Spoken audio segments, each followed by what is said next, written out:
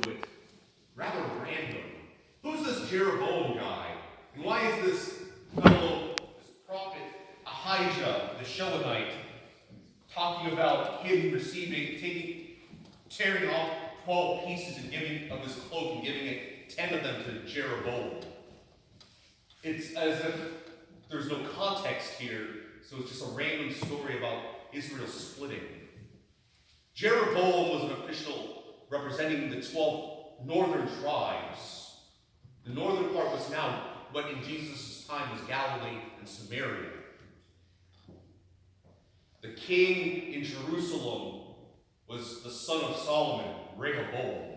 And Rehoboam was a jerk. Pure and simple. He, unlike his father, did not rule wisely. He listened to his stupid friends who told him, "Oh, sure, go ahead and tax them. Take them. You're the king. Tax." And he was advised, don't tax them. The people have been heavily taxed. Don't make them angry. And he did that. He did not listen to wise counsel. He overtaxed them, he oppressed them, and imposed heavy burdens on them. And this is what caused the rebellion. This is what caused the split in the kingdom. Rehoboam's foolishness. And Jeroboam split off, gathered the 10 northern tribes into its own kingdom, separating it from the southern tribes of Benjamin and Judah. And there you have the history of the two tribes. And the northern tribe, the kingdom of Israel as it was called, didn't fare very well. Jeroboam eventually starts building golden calves at the northern and the southern borders and tells them, "Behold your gods of Israel."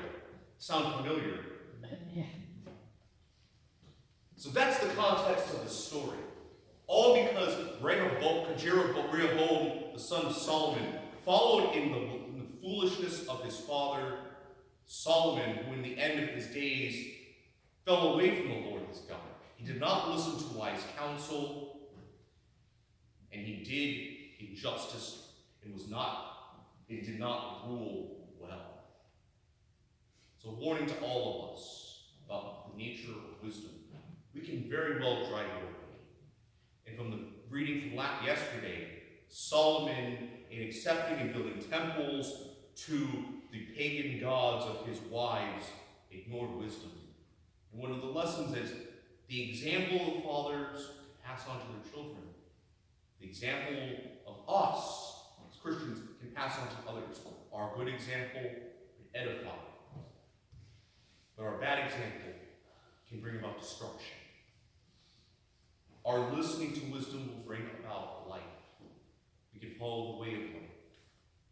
And our ignorance and rejection of wisdom brings death and destruction. Moses in the Old Testament, in the book of Deuteronomy, says, "I set before you two ways, life and death. Choose life so that you and your children may live. And you might be blessed by God, the land he shall give you." The way of life is the way of wisdom. The way of death is the way of foolishness. So we must always see in our own lives, how are we to live wisdom? How are we to follow the wisdom of God? How are we to live that out? Certainly reading the scriptures, listening to the lessons there in the wisdom books, Proverbs, Ecclesiastes, the Psalms, Job. All of these things are good and they're important, but in the end, it's one thing to have these books of wisdom, practical pieces of advice given to us. It's another thing to live it out.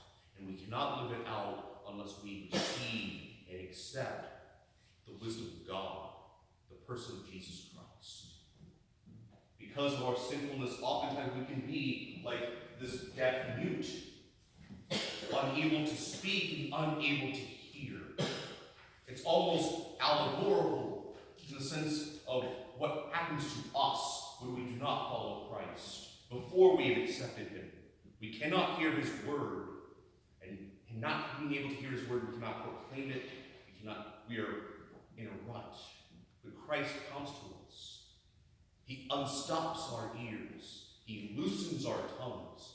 By the way, this rite is done in baptism.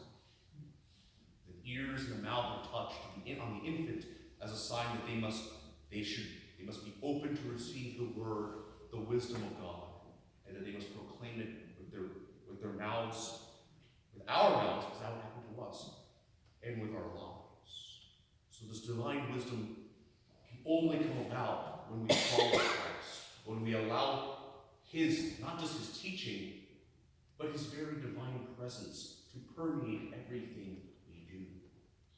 So brothers and sisters, today as we prepare to meet the divine wisdom who changes bread and wine into his very body and blood, soul and divinity, let's ask him to grow in that wisdom, not to follow the way of foolishness, which leads to death, but to follow his love, his life.